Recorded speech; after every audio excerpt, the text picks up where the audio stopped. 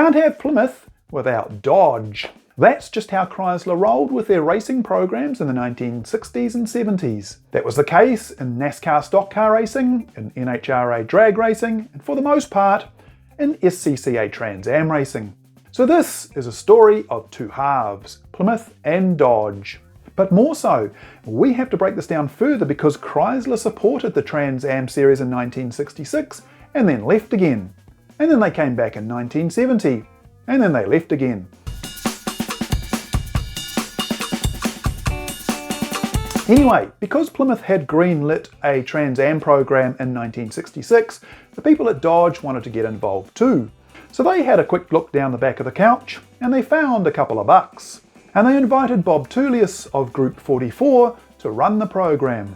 Actually, it was Scott Harvey, the Plymouth Trans-Am guy, who suggested Tullius. Now, Group 44 was a pretty small operation in 1966. They were running Triumphs and MGs in SCCA production sports car racing, but Tullius only had 3 guys working for him.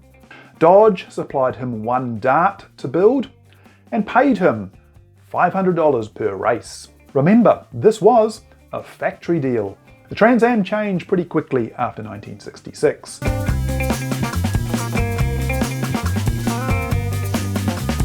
Anyway, despite the meagre budget, Tullius actually did pretty well.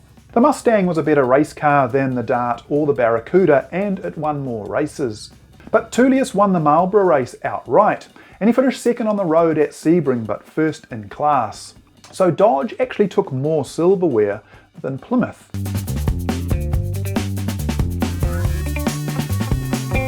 Now the Dodge program was a little different to Plymouth in that they supported multiple teams. They invited journalist Brock Yates to run a car, and they also invited Ron Grable. Yates had NASCAR legend Ray Nichols build his car, but neither the Yates nor Grable darts did anywhere near as good as Bob Tullius. And although Ford won the 1966 Trans-Am Manufacturers' Championship, both Harvey and Tullius were pretty confident about Chrysler carrying on into 1967. But then came the killer blow. Not only was Chrysler cancelling the program, they weren't even going to homologate the 2nd generation Barracuda and the 4th generation Dart. So that was the end of that. Sort of. Tullius decided to take his year-old Dart along to the 1967 season opening Trans-Am at Daytona, and he was running on the smell of an oily rag. By now there were full-blown factory teams for Ford, Mercury and Chevrolet. But they all had troubles in the race, and Tullius, who qualified in mid-pack, just buzzed around untroubled all day and took the win. So not only did he get $2,500 for winning the race outright, and another $1,500 for winning his class, Goodyear Tire cut him a check for $10,000 just so he could keep racing.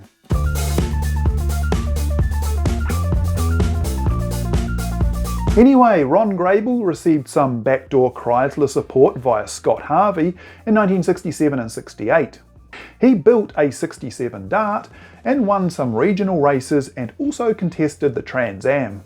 Now obviously he didn't fare too well against the factory cars, but I think that Bob Tarozzi may have done some suspension development work on this car. But of course this wasn't an official Chrysler factory program.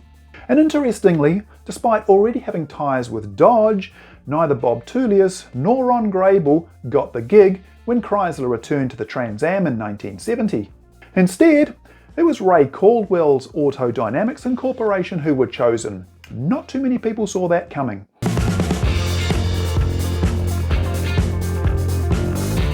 So, who is Ray Caldwell? Well, he designed and built a successful fleet of Formula Vs and Formula Fords. He also produced the Hustler sports car and Deserter dune buggy kits for VW Beetle chassis. Now, one of Caldwell's early Formula V customers was a young Sam Posey. Now, Posey had family money which afforded him some nice equipment as he worked his way up the junior ranks. He and Caldwell struck up a great relationship and he basically became the Autodynamics factory driver in Formula V. The pair then branched out into Group 7 sports car racing in the Can-Am and the US RRC. They ran a McLaren M1 initially, but then Posey commissioned Caldwell to build him a Group 7 car. And this was the Caldwell D7. Caldwell also built a Formula 5000 car called the D8. Now in 1968, Posey drove for Roger Penske in 4 Trans-Am races. He paid Penske $4,000 per race to drive the second Penske Camaro alongside Mark Donohue, and his best result was a second at Watkins Glen. And then he drove a one-off race for Shelby Racing Co. in the 1969 Lime Rock Trans-Am, and he only went and won, and in fact that was the only race win that Shelby scored in 1969. So in the fall of 1969, Ray Caldwell wrote to both American Motors and Chrysler in the hope of scoring a factory Trans-Am deal, and he was ultimately chosen to run the Dodge program. And naturally, Posey would be the driver because these guys basically came as a set. Now the decision to go with Autodynamics may have looked like it came out of left field, but really, Caldwell was experienced in designing and building a broad range of cars, and Posey had just won a Trans-Am race. So these guys were a known quantity. And also, Pete Hutchinson oversaw the racing programs at Chrysler. He'd done a story on Autodynamics when he was working for Car and Driver magazine, and they just sort of kept in touch.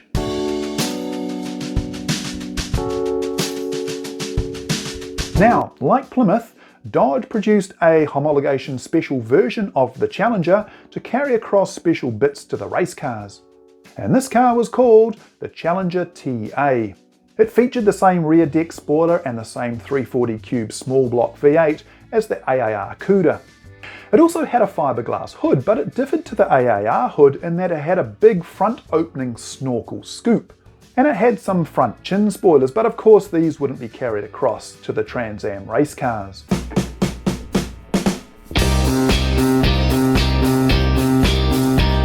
Now, as we covered in part 1, Dan Gurney's All-American Racers scored the Plymouth deal. And AAR did the initial fabrication work on all the factory Chryslers, including the Challengers. And they also ran them through the acid dipping process. The shells were then handed over to Autodynamics to complete. Now, All-American Racers were based in California, but Autodynamics were in Marblehead, Massachusetts. So Autodynamics moved themselves to Long Beach just to be closer to All-American Racers. Now the E-body Plymouth Barracuda and Dodge Challenger were closely related, but of course Chrysler had a hierarchy system which they took really seriously. Dodge was further up the pecking order than Plymouth, so the Challenger naturally had a few more frills. The Dodge had more detailed bodywork with curvier C-pillars and a swage line that kicked up over the rear wheels. And the Dodge also received 4 headlights because 4 is better than 2. And importantly, the Dodge had a 3-inch longer wheelbase at 111 inches. But the Plymouth and Dodge race cars were effectively the same. The Dodges ran the same D-stroked 340, and the front brakes and suspension were all pretty similar too. And like the Plymouths, the Dodges sat low to the ground and had a front anti-roll bar that ran through a tunnel in the sump. However, Caldwell instructed Terozzi to build him a special rear end. Caldwell came from an open wheel background and he wanted to incorporate some of this thinking into the Dodge. And Terozzi said Caldwell wanted links on the rear suspension, like on his Can-Am cars. And he told Caldwell the leaf springs would dictate the geometry and that by adding the linkages it would make the car oversteer. But he did it anyway. And it did oversteer. And it had axle hop. Also, while AAR built their own engines using parts designed and supplied by Keith Black, Autodynamics just had Black supply them with finished engines. Now, Dan Gurney was a racing legend, and when Gurney decided to paint his Cudas in his traditional dark metallic blue, Chrysler said, "Yes sir, go ahead Mr. Gurney." But for the Dodge program, Chrysler directed Autodynamics to paint the cars in factory sublime green. And you can see why. In the 1969 Trans-Am, all the factory cars were predominantly either blue, red, white, or a combination of all three. And none of them really stood out. The manufacturers were throwing a lot of money at this and they wanted their products to stand out. That's why Ford requested Bud Moore paint his cars in a bright colour for 1970. And Autodynamics was told likewise. Now, I just love the colour of the Autodynamics Challengers, but Sam Posey didn't. He hated it. He tried to cover up as much of the lime green as he could get away with by adding black paint everywhere, including the roof. People think they stuck a vinyl top on like Penske did in 1969, but it was actually black paint. Now Posey was an artist and he designed the stripe kit. This differed to the stripe kit that ended up on the Challenger TA street car, but Dodge went for a very similar livery on the Challenger RT.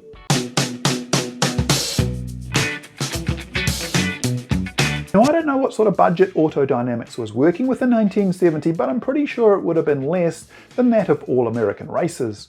Autodynamics ran most of the season with just one car, for Posey. AAR built and supplied 2 Challenger shells, and according to a letter from AAR, they were planning to produce a 3rd shell. But this was halted when Chrysler slashed the budget in May 1970. Now, all the shells were bodies in white which had no factory VIN tags. AAR made their own chassis plates, but it looks like Autodynamics didn't do that. Instead, there was a car completed for the start of the season and it ran as number 77. And then a second car was completed and it travelled to several races as a spare. And this car ran as number 76. Now it appears that Posey drove number 77 in all the races except Sanjovite and Kent, where he jumped across to the number 76. He was entered in both cars at Watkins Glen, but he drove the 77. For the last 2 races at Kent and Riverside, the team ran both cars. Like AAR, they were desperately trying to score a race win and convince Chrysler to keep them on for 1971. Ronnie Bucknam drove the 77 car at Kent and Tony Adamouts drove the 76 at Riverside. But unfortunately they didn't score any wins, and as we know, Chrysler ended the program.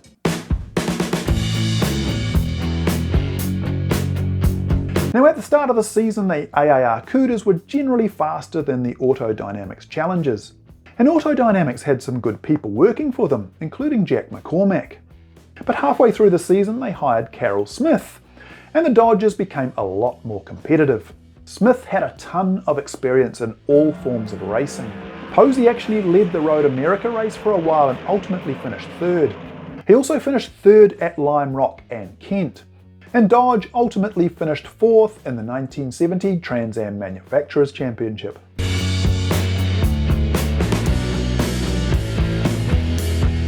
Now, these cars were acid dipped to within an inch of their life, and this caused problems for the 77 car. In the season opener at Laguna Seca, the team was last in line for tech inspection. And after the car had passed, they offered SCCA Tech Inspector John Timanis a beer.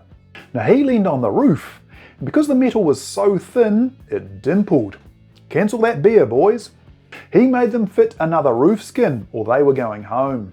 Within an hour, they'd sourced a brand new Challenger from a local Dodge dealer. They cut the roof off and stuck it on the race car. Now Posey reckoned that in that race he could see the ground through the transmission tunnel because the body was literally breaking itself apart.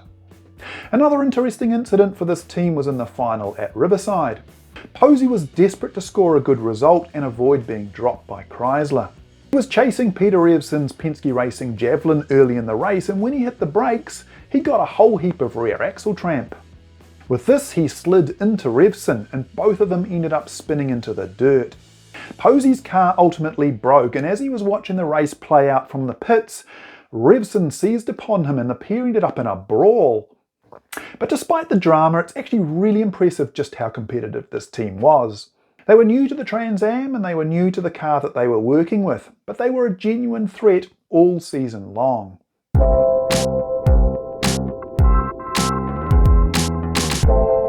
So Autodynamics ran 2 cars in the 1970 Trans-Am, which we will call the number 76 and the 77. And with Chrysler pulling out, both were sold.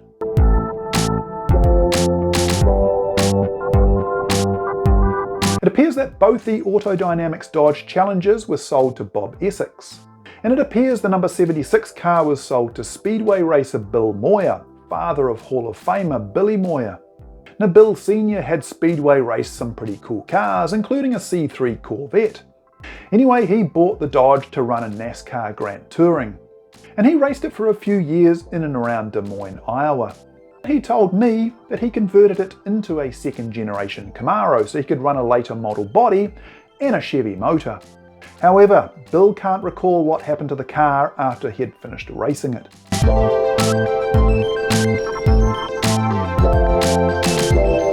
Now, as mentioned earlier, the 77 car also went to Bob Essex, and it made just one more Trans-Am appearance in 1971. It was driven at Briar by the infamous John Paul Sr. It was now painted maroon, and Paul retired after 63 laps. John McComb then drove it at the 1971 SCCA runoffs. It reappeared in 1975, now driven by Jim Lockhart, and it was painted red, white and blue. And the next owner was an amazing guy called Troy Waldron.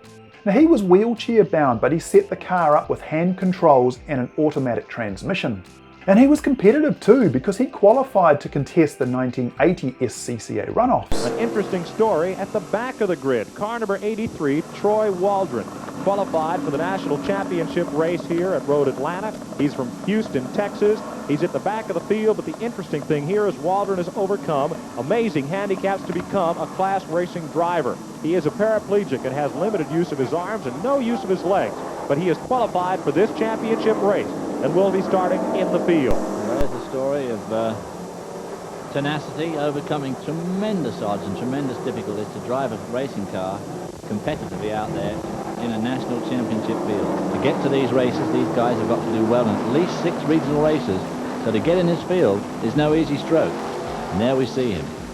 In the early 1990s, Ken Epsman tracked down the Dodge to Waldron, and he purchased it and converted it back to its 1970 Autodynamics Trans-Am guys. It's been owned for the last dozen years or so by Richard Goldsmith, and it runs with the historic Trans-Am group. And just like it did in 1970, still wows the crowds.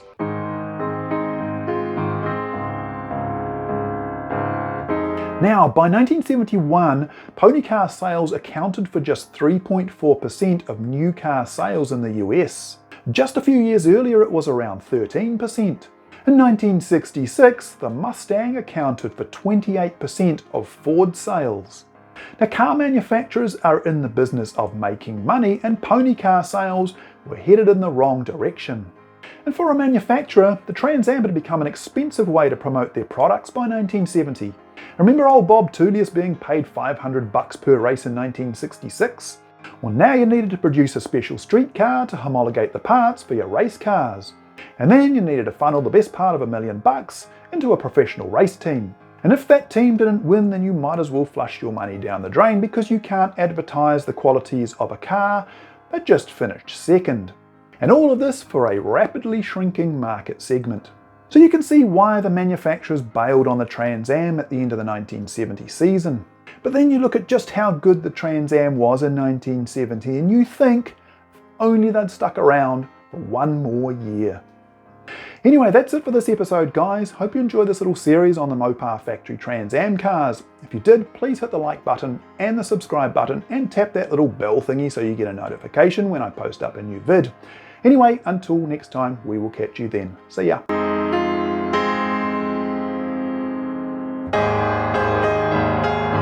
The 2 hours and 10 minutes of Saint-Jovite begins under lead-gray skies. Jones, Donahue, Fulmer, Leslie, Savage, Posey, Revson.